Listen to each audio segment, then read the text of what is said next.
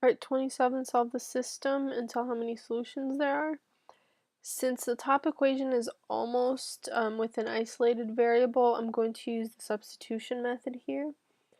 What I need to do first is get rid of this negative in front of the y, so I'm going to divide everything by -1. So when I do that, I have y equals -1 divided by -1 is positive. And then 5/7 divided by -1 is -5/7 Okay, so now it's in proper slope-intercept, or y equals form. So now I can use substitution. Everywhere I see y, I'm plugging in 1 minus 5/7 in the second equation. So I have -49 minus 7y equals -3x.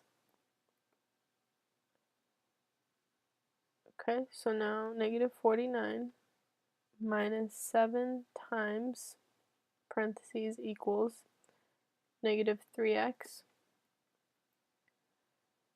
Okay, so I know that y equals 1 minus 5/7, so I'm plugging that in.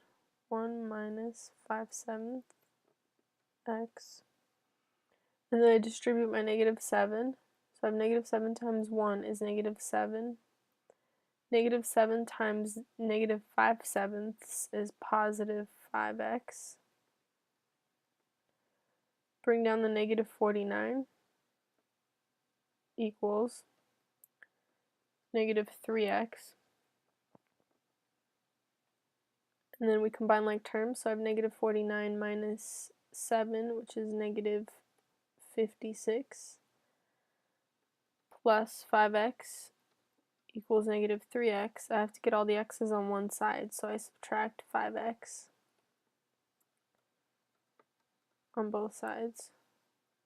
So I have -56 equals -3 minus 5 is -8x. I have to get x by itself, so I divide both sides by -8.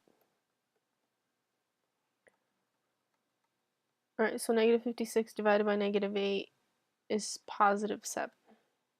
Right, and then in order to figure out my y, I go back to the y equals equation, I plug the 7 in. So I have y equals 1 minus 5/7 times 7.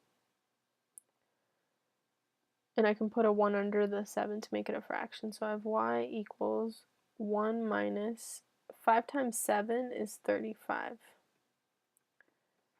7 times 1 is 7.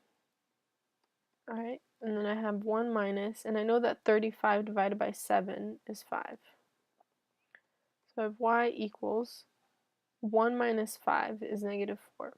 So my solution to this system is 7, -4. And if you're confused about this distributing the -7 to the fraction, -5/7, it's pretty much the same thing as over here. So what we're doing here is -7 times -5/7.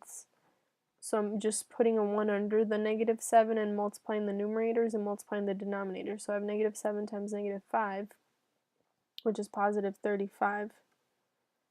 And then 1 times 7 is 7. So 35 divided by 7 is 5. So that's how I got the 5 right here, in case you were confused with that part. So back to this. The solution was 7, -4.